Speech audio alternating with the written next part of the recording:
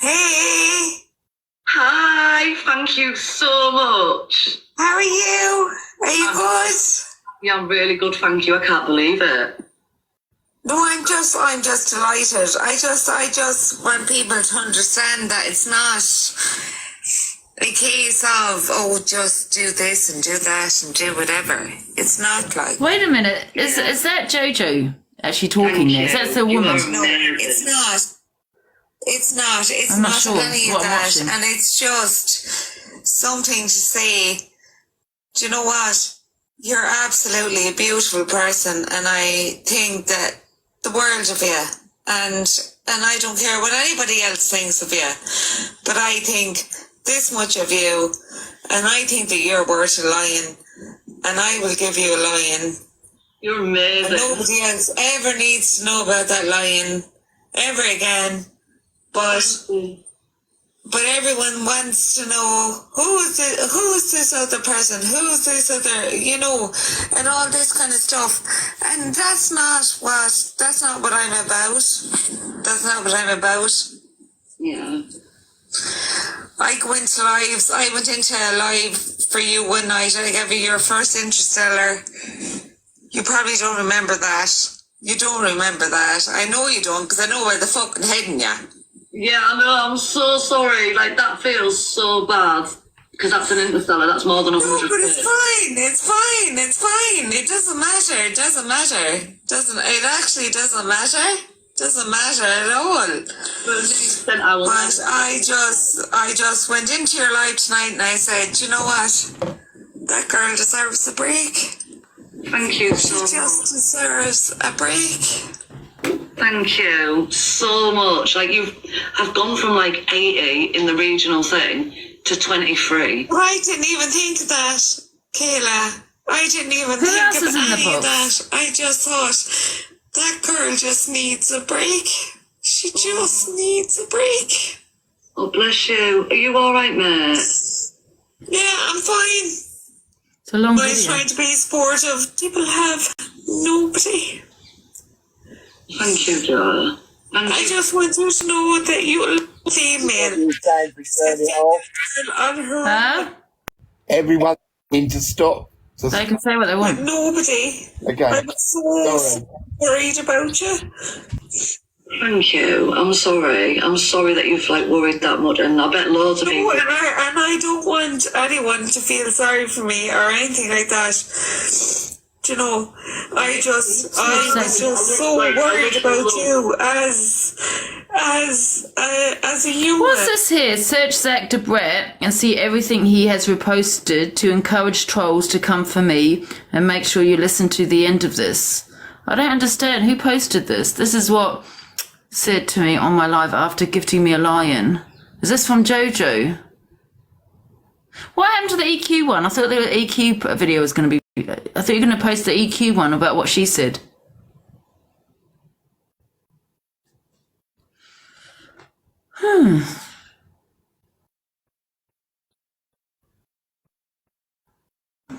Can you do me a favour? Can you just correct me if I'm wrong? I'm a little bit lost here, right? People are actively asking you to discuss videos about the situation that involves Jojo, yet when you're playing videos about Jojo, people are telling you to stop. Like, I'm lost. Absolutely fucking baffles me. You can't have your cake and eat it. You can't discuss one side of the fucking situation and not the other. Do you know what I mean? Everyone else has played it on their live. Stop. Everyone's sitting here saying stop, stop, stop. I'm sure about 15 minutes ago you were all asking her to play videos about EQ and the Jojo situation. So don't sit there now because she's playing a video that you find uncomfortable and say stop, stop, stop. Don't discuss anything if that's the case. They don't care. Listen, they don't care. They're just saying it. Winding me up. Weird. But what happened to the video about EQ? Because I thought Ed was going to send me the video about EQ. About what she said. Find it. Can I just say, like, with that video, when she was saying that Joker needs a break and stuff like that, does nobody think that she was talking about herself and not Joker at all? And people say it was meant to be a video about EQ. The video about EQ was involving the Jojo situation, wasn't it? So you were happy to discuss it then. You were quite happy to discuss it then because you wanted to see that video. Don't fucking lie. Yeah, exactly. Exactly. Just people that, don't think I'm going to sit here and listen to you tell me what to do. It's my platform. Not you. I'm not talking to you, Mother Teresa. I'm talking to people. I know. Don't worry. Listen, I'm not rowdy neither. Stop telling me to calm down. Thanks. EQ. What happened to Ash? What happened to the video about EQ? I did watch that when EQ said that. She did say, I don't know if she said it in them exact words, but she did blame the family and blame JoJo herself and stuff, saying that, why is she getting herself in that much debt when she's got kids to look after, and it, how it didn't make sense and stuff. That is kind of like the road that EQ was going down. So she wasn't just blaming the family, she was blaming JoJo herself. And yeah, like I said, I have seen a bit of that video. I don't know where it is though, because I can't find it, unless anyone can tag me in it. You know what I mean? That's a video I thought I was being sent, actually. I didn't think it was about the JoJo. I'm really confused. So I watched the Evil Queen's live when she said it, right? And what she was saying was,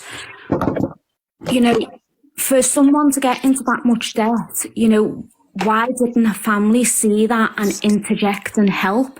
And I think that's what she was trying to get at. That's the way I read it when I was listening to what she was saying. People have twisted that around, haven't they? You know what I mean? I don't even like you, but let's be honest, that's not a bad thing to say. Well, that's it, because at the end of the day, if that poor lady got herself into so much debt because of TikTok, and no one should get themselves into that much debt because of TikTok. But I think, there must have been some sort of signs that she's getting into debt within, a personal family life. Why didn't somebody else come in quickly and intervene? Sure, I don't understand how, if her family were all that close to it. Now, this is going to sound very mean, and I don't want it to, but why did nobody see that much sadness in her? The way she's just spoke to Joker, I, as someone that's never ever heard that video and never even heard that woman speak, could tell straight away that she was talking about herself. So why, every time her family's ever spoke to her, have they not seen the sadness in her? Yeah, unfortunately, though, with the people that their family don't usually know, they don't see the signs. Signs might have been there. That is very true. I can have it myself, and I know my family don't see it. But I just think how sad she seemed. I think that would have been seeable. Yeah, I know what you're saying, but so many people that unalive themselves, the family don't even know. And then they turn around and think, were the signs there? Did I miss the signs? Yeah. Do you get what I'm saying? Because people hide how they feel a lot. A lot of people don't talk to people when they feel that way. Well, look, I'm being honest with you. Yeah, what Danny's just said, then I don't think there's anything wrong with that statement. So if that's the statement that she's made and that's what you're all attacking her for, then I don't think that's right. But at the same time, like I say, a lot of people that do unalive themselves don't tell their family, or they've missed the signs, or the signs. Do you know what I mean? They go, they actually blame themselves. It's quite sad. You know what I mean? Did I miss the signs? Were the signs there? You know what I mean? Did I? Because a lot of people don't talk about it. I mean, I've been that low. I'm like yourself, Angie. That the feelings of what it's like to feel that low and stuff. And I don't understand that somebody can get that amount of in debt, and then people around her are not noticing. Maybe there wasn't bills paid on time, and they but she could have been I think apparently, as someone said to me, she was getting out loans and stuff. That's probably hidden from the family. She's not going to talk to her family. Yeah, you'd see lifestyle changes as well, though, wouldn't you? You'd be able to look at that, because obviously you'd look at someone's lifestyle to what they were living to how they're living now. That's probably the most appropriate way you'd be able to find out would be someone's lifestyle change. But if she didn't change her lifestyle, then obviously no one would know. And her family wouldn't know. If she didn't act any differently to how she usually acts, then no one would know. Do you know what I mean? If she acted differently and no one did anything about it, then that's the difference. Exactly. And I think if someone's never been in that situation and they've never had to deal with something like that, then it is very easily for them to have that same thought that what Evil Queen had when she said, why didn't the family see it and things like that. Because if you've never had to hide your finances, if you've never had depression, if you've never had anything like that, it's hard to see how someone else can miss the signs. Now, Angie, you know, I was on your live the other day and I was speaking about, you know, my dad unalive and my experience. So I have got that experience, but I think I would still not see the signs, and that's on a personal note. But you know, it's like for someone who's never been within that situation, it's really difficult for them to understand how, you know, that can happen without people realising. It does make me quite mad, actually, because I think she was also trolled. Someone told me that, I don't know whether that's true or not, she was trolled, you know, and people see the trolling and they don't intervene. That's why I kind of had a bit of a rant this morning, because I'm thinking these big creators that don't want to get involved and see it happen, but they don't intervene. You know what I mean? We don't know about people's mental health when people are being targeted. You get what I'm saying?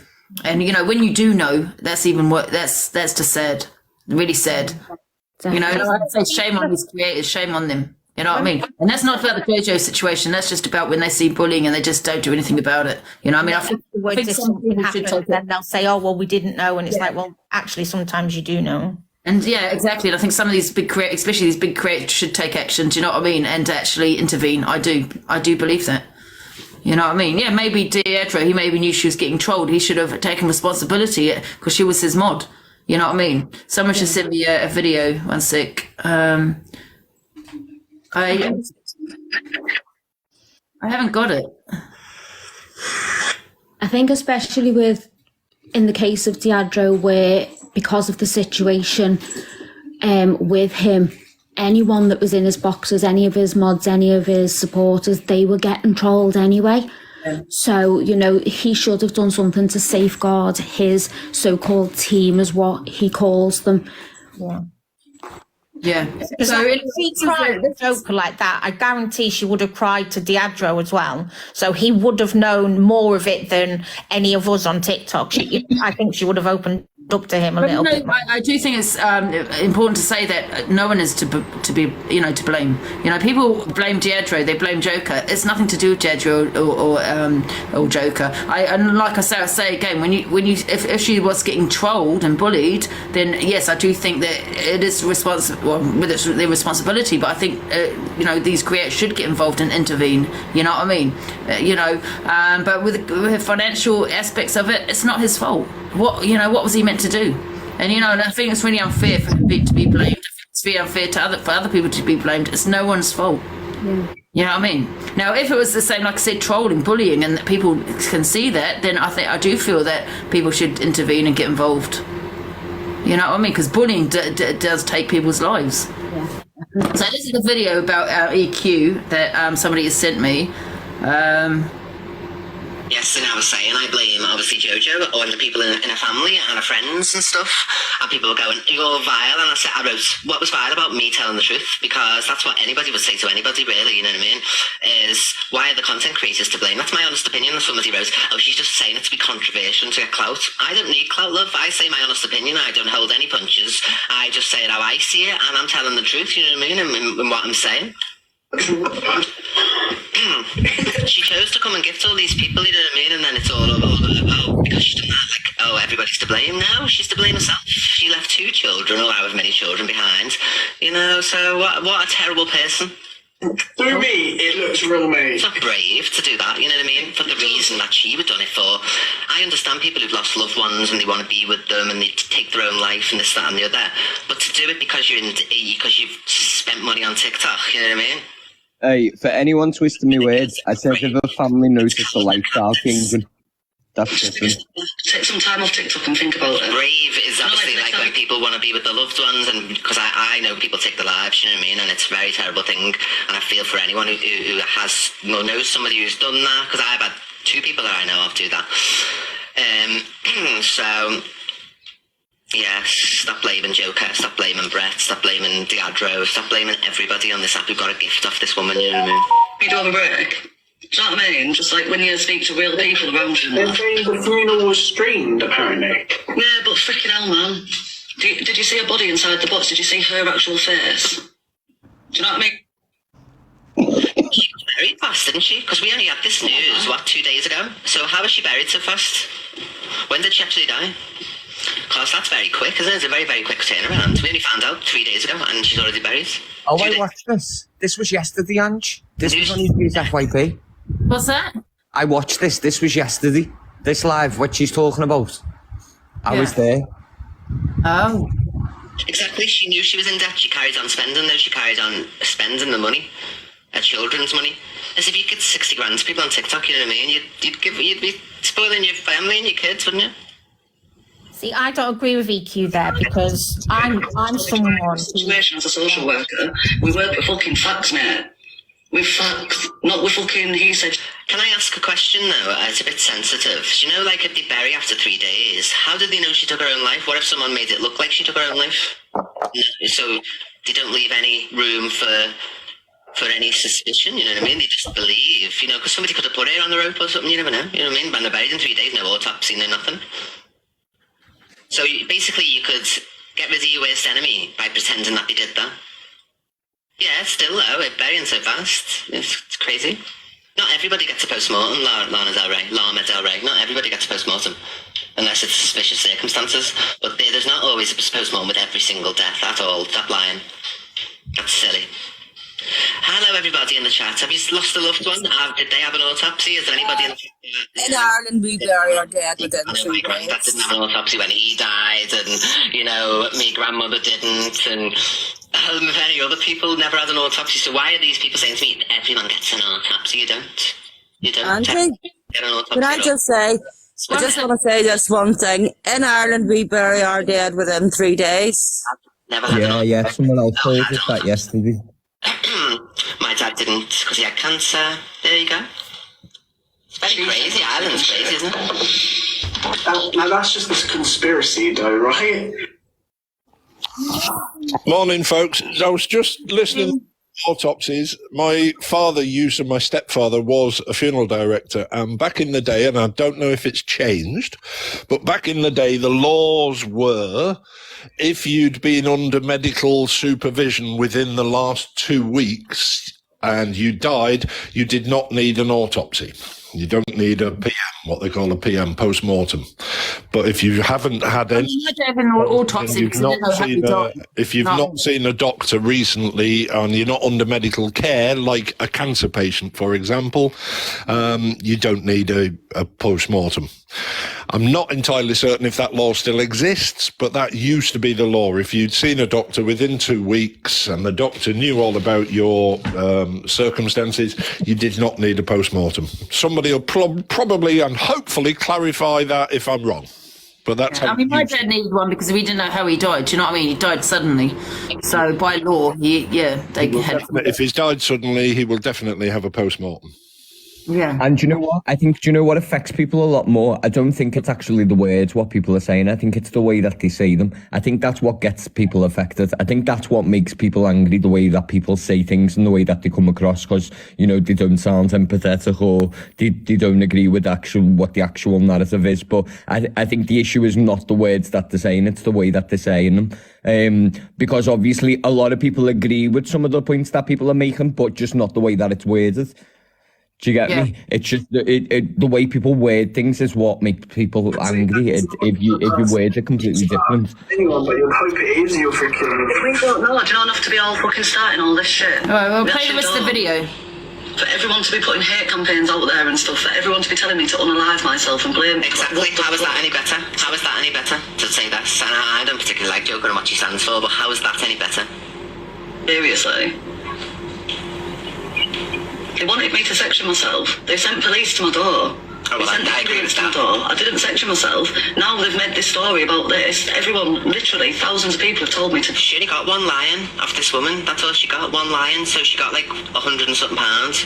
While Brett had 300,000 worth of diamonds. That's £3,000. And Deadro had how much? You know what I mean? So why is everybody laying the blame at this girl's door? I just don't get it. Yeah, at the end of the day, you know, listen, it's no one's fault. You get what I'm saying? It is no one's fault for what's happened. I've just popped in to say one thing. There's a lot of focus on the autopsy. What will happen will be the inquest, which is a separate process, not necessarily looking at the medical issues, but looking up at all the circumstances that happened before the death. And it is it can be either with a jury or it can be without a jury. The inquest is led by the coroner, and they will decide what was the cause of death. And if other parties were involved, they can give what is called a narrative. So they could call people out specifically saying, this person took their own life or died of X, Y, and Z because of specific circumstances.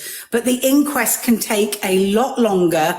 The autopsy is a physical examination of a body, and I don't want to be cruel and heartless and just say the words. That's what the autopsy is. But the inquest is a court proceeding when they look at what are the conditions that led up to a death, and it can be for anybody's death. So that's all I wanted to say, and I'll drop down. Yeah. My mum had an inquest, and do you know what? I wouldn't wish that on any family, because I went, and it's awful because they're so clinical with how they talk about, you know, who you've lost.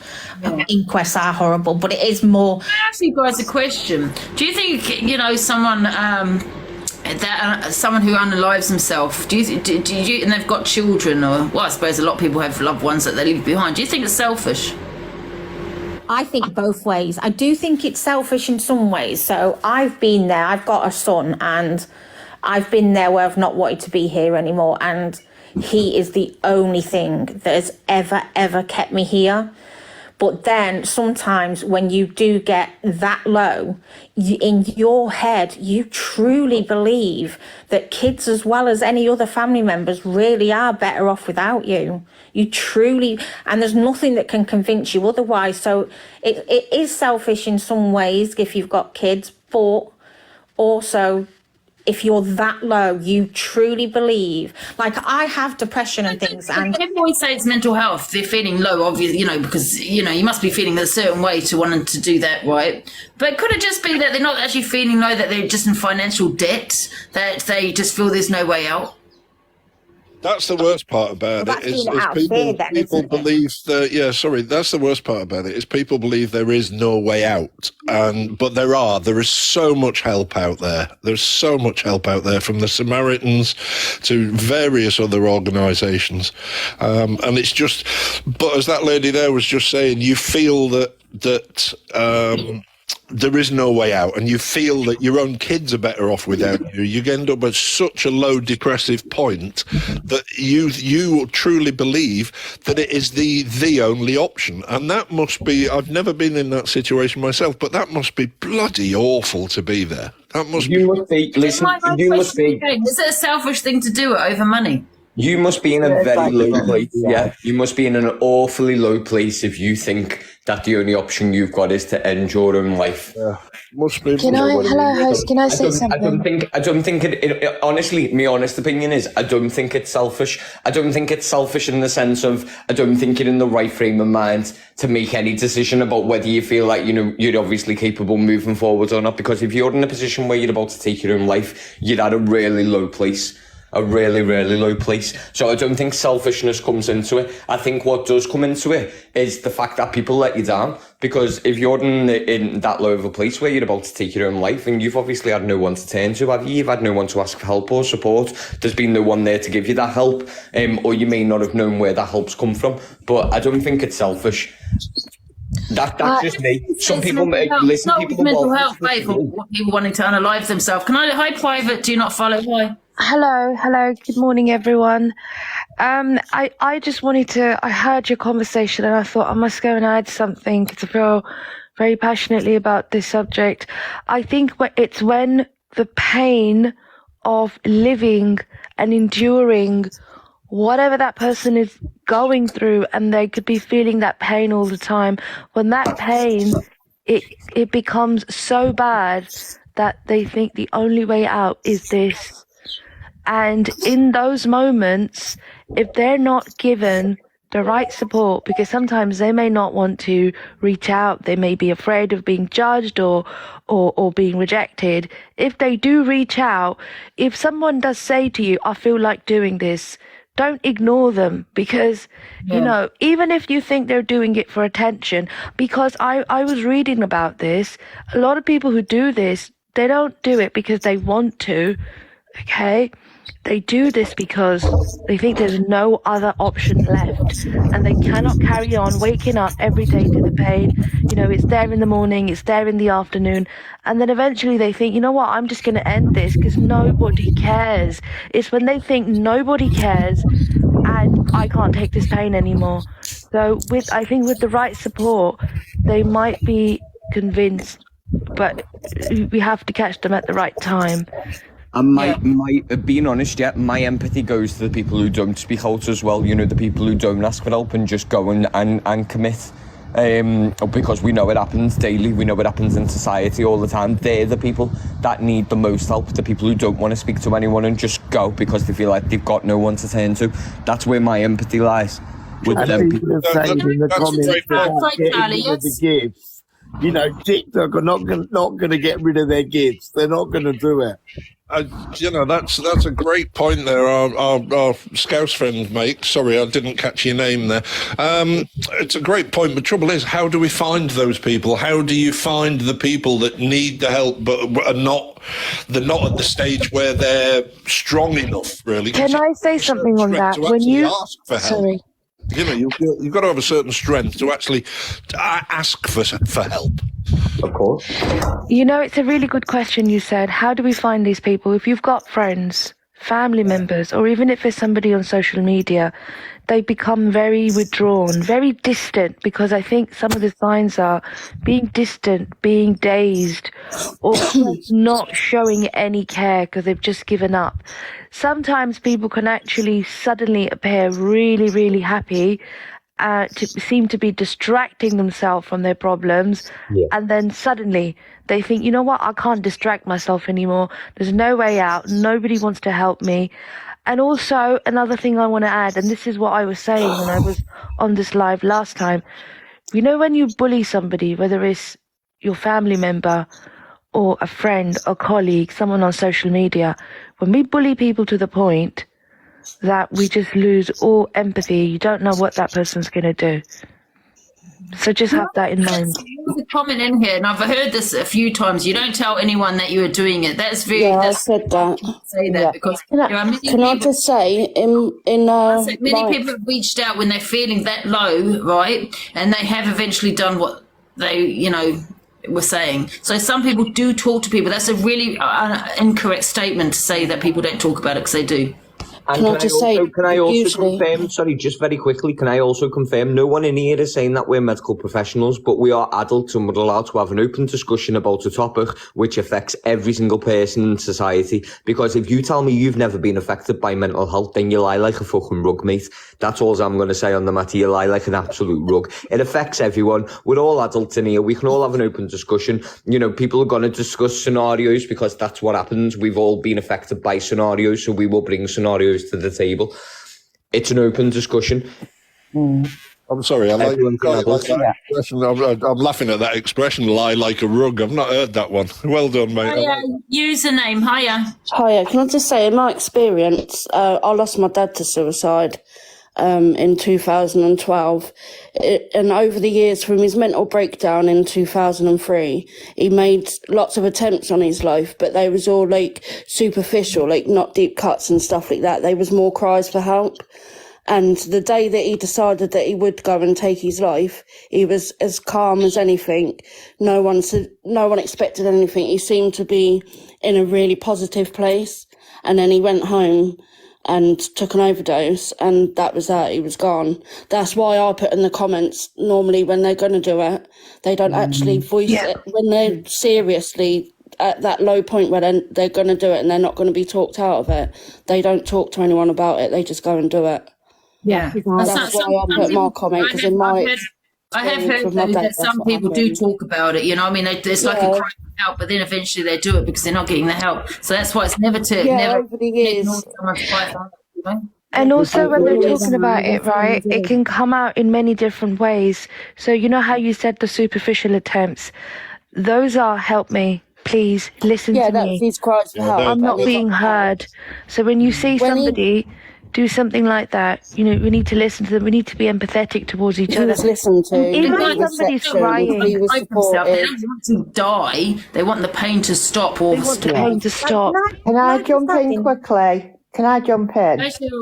Hiya, sweetheart. I think I've told you before that I've tried to end my life twice now.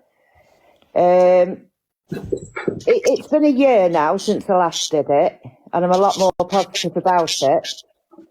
My family now realise, my daughter and my son, when I'm going through stuff, they know, you know, they know the warnings now with me. Yeah. I don't know if there's a bit of an echo there, guys. I think Can I just say though, we had Do you 8 want to years. jump out and jump back in? But I would just like to say, Oh, it's better now. you are at your lowest. I was at my lowest when I did it. I think that's Mother Teresa, you know. Yeah, I was at my lowest when I did it. The second time, I don't really remember. This is why I've said I had a breakdown, and I don't really remember a lot of it. I just know that I'd left my daughters quite happy, and I'd had a drink. I got home and I was just very, very sad. I remember being very sad. I will. Can I just stop you? I'm going to kick a couple of people out just to let a couple of people in there. I'll jump down. Can I just make one more point and then I'll just jump out for the space? Like saying as well, people say like, you know, to go and ask for help. And if you've not got family and things, then, you know, you go to the hospitals and the therapists and things. Now, I've seen a lot of therapists, trigger warning of ISH, and that's my way of coping with things. Now, I've been to therapists and I've told them and shown them my SH and I've told them why I do it. And, do you know, I had a therapist said to me once, well, how do I put this about it? As long as you do it across ways and not long ways, then it's fine. And a therapist actually said that to me, that it's fine to SH as long as you do the in one way and not the other way. Yeah, but we guys don't SH. Right, I'm going to go and I'm going to drop. Thank you for letting me in, Angie. Thank you. Host, I'm going to go as well. Can I just quickly say something to user?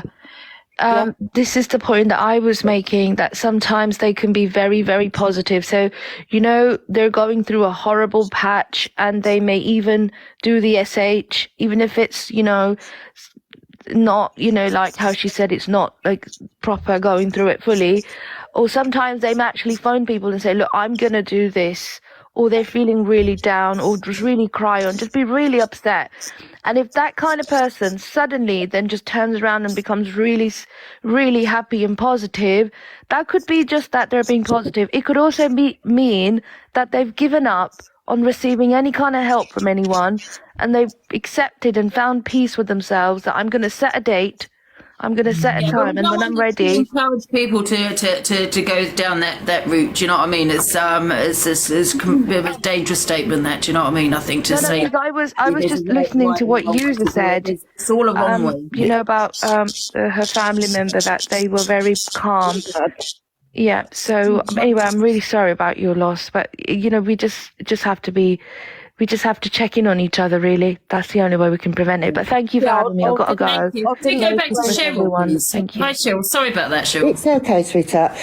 You know, as I was saying, you see no other way. I thought with my depression, my daughter now cares for me, and so does my son.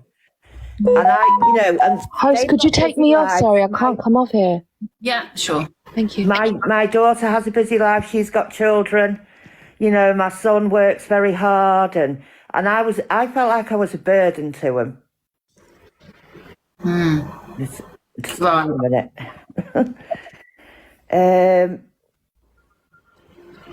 Yeah, I just felt like a burden, and they'd be better off without me. Yeah, a lot of people think that, don't they? You know, because I was actually, you know, my daughter has to come round every day to see me because I won't leave the house. You know, but I'm not ever going to do it again. But the thought's always there that, you know, I feel like. I think Charlie had some numbers up there, and I don't know where it's gone, but if anyone feels that way. I feel like I put on them a lot. You know, and they should be having the time of their life. They shouldn't be doing that with me. So, you know, and I just think, and it's a good topic to have as well, Angie, because if anybody, and I mean anybody, is feeling like this, Yeah. you know, even though you don't want to talk to your family about it because you don't want to burden your family, talk to somebody, you know, anybody on Angie's, you know, Angie's mods, me, I'll be there. If you give me a quick follow, I will chat with you, you know, because you can always help somebody else. You just can't help yourself. Yeah, exactly. You know what I mean? And it wasn't the easiest decision I've ever made in my life. And I know it was selfish because my kids, you know, were really devastated. Cheryl. Yeah.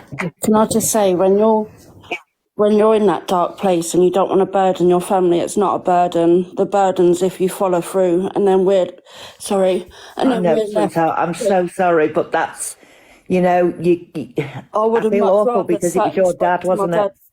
I would have sat and spoke to him for as long as he needed me to, rather than lose him. But that doesn't go, you know, I can honestly say it from your dad's point. We want you, I don't know, I can't explain it. We just don't want to keep burdening you. Yeah. I understand why he done it. I was at peace with it, like, pretty much straight away. My mum and everyone, they felt, like, angry at him and stuff, but I understood it. I suffer with mental health myself, but I'd never go that far because my son is, like, my world. He's the reason I breathe. So I'd never do that to him. So in a way, I can't understand how he could do it to us, but we was all grown. We'd had our childhood and everything like that, and he just couldn't do it anymore. Yeah, so and mine are grown as well. So I would never have done it when they were little, but then I don't condone anybody else, you know, if it's a mental thing, sweetheart. It's mental health. Yeah. You know, and it's a trigger in your brain, and it can suddenly just go. It's like a ticking time bomb. Yeah. And your mind just flips. And honestly. And the thing is with suicide, it doesn't get rid of the sadness. It just transfers it to those left behind. But it would have been the hardest thing that he's ever had to do in his life, sweetheart. Oh, yeah, I know. People say it's selfish or it's the coward's way out, but you got to be pretty brave to be able to think, right, but that's it. I'm checking out. I'm done. You've got to be pretty brave to actually go through with it. Hiya, love. I've always suffered with mental health. I have done since a very young age. And I actually had gone to the doctors, and it was regarding my asthma. My asthma had flared up really bad, and they put me on a medication to try and help it. And the medication that they put me on made me have unaliving tendencies. Thoughts are all going through my head. I didn't know what to do. I didn't know where to turn. I ended up not caring who I'd left behind. It was a really, really bad situation, and I didn't know why I'd suddenly started feeling like this. When I Googled the medication that the doctor had actually put me on, one of the biggest side effects was tendencies to feel suicidal. It wasn't called Seroxet, was it? No.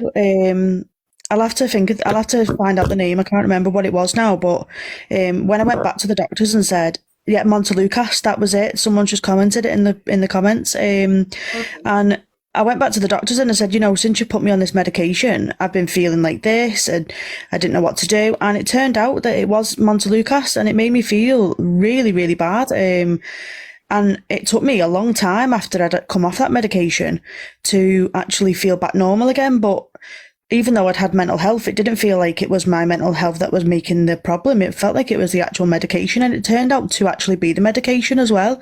So I think sometimes as well, it's not always mental health. It can be from medication related as well. Because, I went through that, and it was one of the worst moments of my life. But it wasn't down to my mental health. It was down to medication. Wow. Yeah. Called Seroxet that made me feel that exact same way. It was called Montelukast, and it was just based for my asthma, to make my asthma better, and it turned out making me feel really, really unaliving tendencies. And so I think sometimes it's not even down to mental health. It can be down to even things like medication that you've been put on and things like that.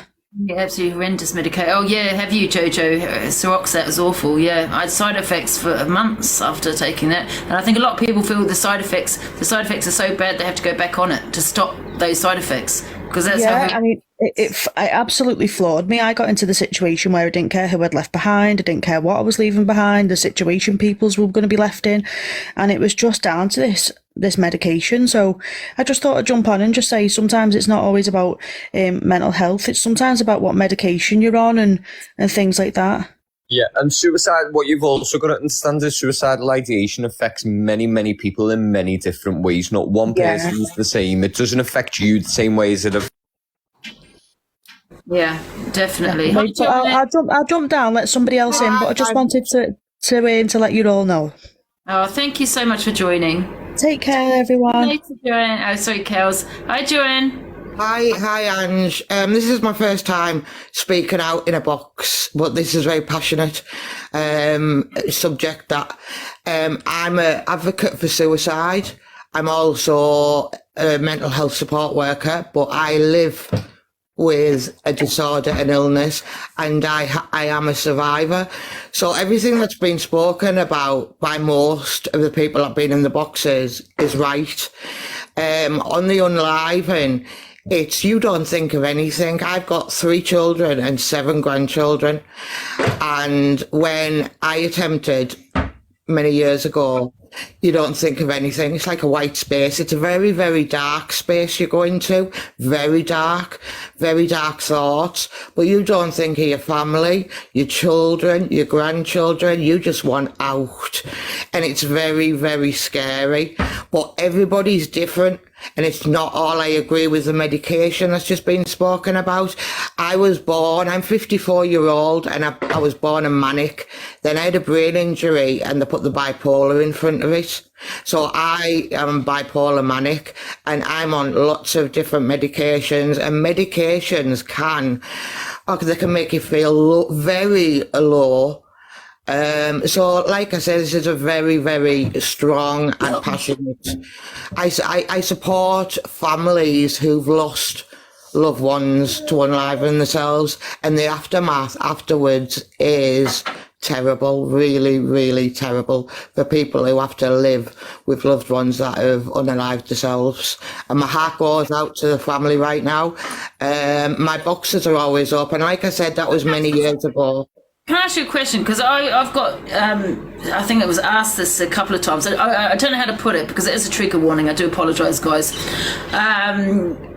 But do you think that when you want to unalive yourself, you actually research or look into how you're going to do it? Or do you feel that if you're going to do it, you would just do it? Because I think...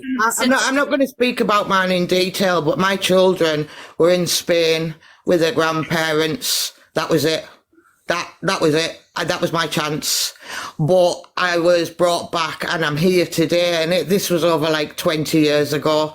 I'm like 54 now. I've got beautiful grandchildren, and I was meant to be on this earth because I did a good job. But no, I didn't research anything. You're going back when there was no phones out, or phones had just come out. So, there was no internet and there was none of this. I just didn't want to be around anymore.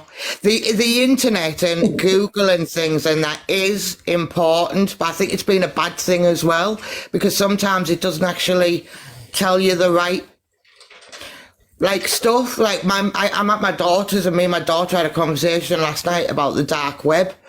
And I'm like, I've seen a lot of things, and when my daughter was telling me about stuff, I was absolutely shocked, really shocked. What children can see and how they can do it and how they can harm other people. It's devastating. Yeah. See, I believe that there are some people that do search into it and do look into it, because I do believe... Very much so. And people the diagnosis house. Now, I'm lucky. I know where the mental health is right now. They've got no money. They've got, it's really hard. I'm lucky I've got my illness many years ago, that I've got a fantastic team, a really brilliant team that keep me grounded and help me, and the phone calls are there. But Ange, there's a waiting list for years. It's just got worse since COVID. People can't get in to see doctors or the mental health team or be referred. It really is. And to be fair, here where I live, a woman unalived herself because she couldn't get to see anybody. And it can be like that as well. There's not enough money goes into the mental There's not health. enough money. The government are not putting enough money into the mental health. Charlie. Yeah.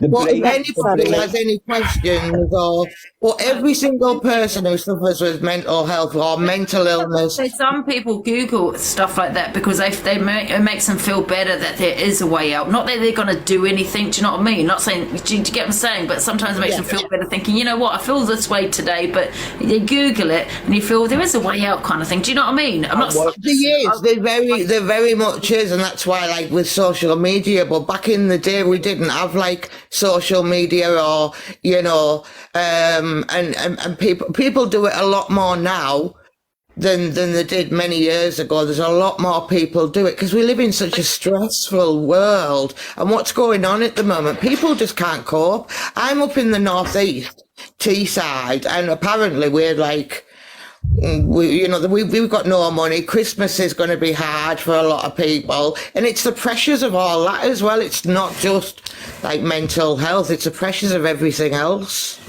Can I just jump in here? It's the first time I've ever gone live or gone in anyone's box. But this is a very sensitive subject to me, and I'm reading and hearing a lot of people saying how selfish it is. 30 years ago, my brother took his own life and left behind a wife and 3 children. One of the children I actually fostered. Last weekend, one of his daughters took her own life. She's over in Australia. She's got a little boy. And one of the hardest things I ever heard and took on board, I have a daughter. She's my eldest daughter. She's been in the mental health system for nearly 30 years now. And she's been sectioned. She's been put in secure places. She self-mutilates. The things that she's done, no mother should ever see. And I remember really losing my shit with her one day and telling her how fucking selfish she was for keep putting her family through it. Her response is what changed my attitude when she turned around and said to me, and how fucking selfish are you to expect me to keep living in this dark, horrible place? Yeah. Yeah, I totally understand, but I don't say it's selfish. My team, I said it to my team once because I've lost quite a few people who've unalived themselves very close to me, and they say it's not selfish, it's selfless. They have no other option. The saddest thing is to think that someone you love feels they have nowhere else to go. They have no other option. There is no one they can reach out to. And I've spoken to my daughter. She's tried several times, and she tells me at that time, her mind is blank.